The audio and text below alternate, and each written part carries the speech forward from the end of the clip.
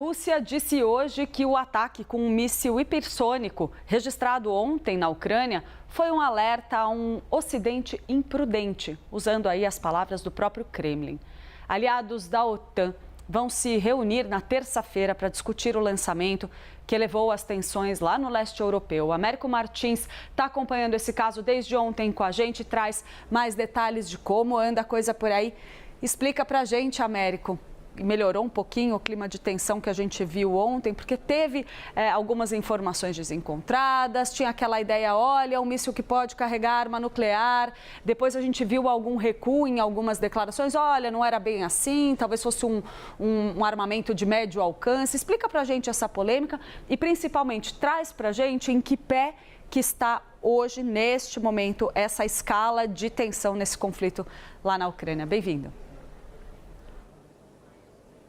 Olá, Clarissa, muito obrigado, muito bom dia para você e para todo mundo que nos acompanha aqui no live. O que aconteceu ontem é que a Ucrânia inicialmente disse que tinha sido atingida por um míssil balístico intercontinental, que são mísseis que foram projetados durante a Guerra Fria para carregar ogivas nucleares e, como o próprio nome diz, para viajar grandes distâncias, para alcançar continentes muito longe da área de disparo. Alguns desses mísseis chegam a atingir os seus alvos a 9.000 quilômetros de distância. No final das contas, depois de investigação, descobriu-se que não era um míssil balístico intercontinental, mas mesmo assim era um míssil muito preocupante, porque era um míssil de alcance intermediário que pode viajar a mais de 5.000 quilômetros, atingir os seus alvos nessa distância, 5.000, 5.500 quilômetros. É um míssil que também tem capacidade de carregar ogivas nucleares e carrega várias ogivas no próprio míssil. Então, o míssil de ontem, que foi usado pelos russos, chamado Oreshnik, ele carregou 6 ogivas tradicionais, não eram ogivas nucleares, 6 bombas, 6 artefatos de grande impacto que atingiram pontos diferentes.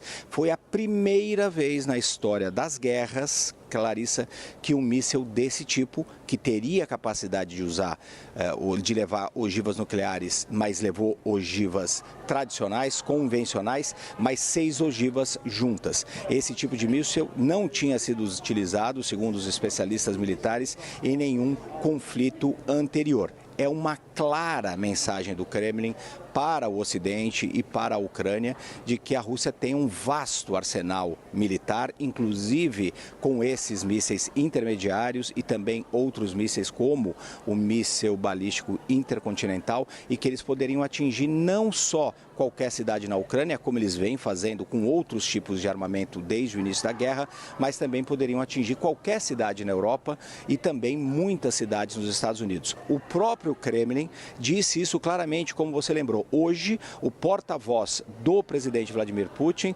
Dmitry Peskov, disse que esse era um aviso para um Ocidente que está se mostrando cada vez mais imprudente. Por que imprudente? Porque tem autorizado a Ucrânia a utilizar mísseis ocidentais de longo alcance ou médio alcance contra alvos dentro da Rússia. Isso pela primeira vez desde o início da guerra. O próprio presidente Putin disse ontem que esse míssil disparado ontem contra a cidade de Dnipro era um teste, mas que mostrava as capacidades da Rússia e era claramente, ele mesmo disse, uma retaliação a esses mísseis ocidentais pela Ucrânia. Você me pergunta a escala, o nível de tensão entre os dois países é muito alto, continua sendo muito alto. Esse recado dos russos é preocupante porque, como eu disse, é a primeira vez que um míssil desse tipo é utilizado em qualquer conflito e é um claro recado dos russos. Os dois lados, neste momento, Clarissa, estão tentando garantir a maior vantagem possível, tanto os ucranianos atacando o território russo, como os russos usando mais e mais potentes e mais novas mísseis, como também ganhando território no terreno.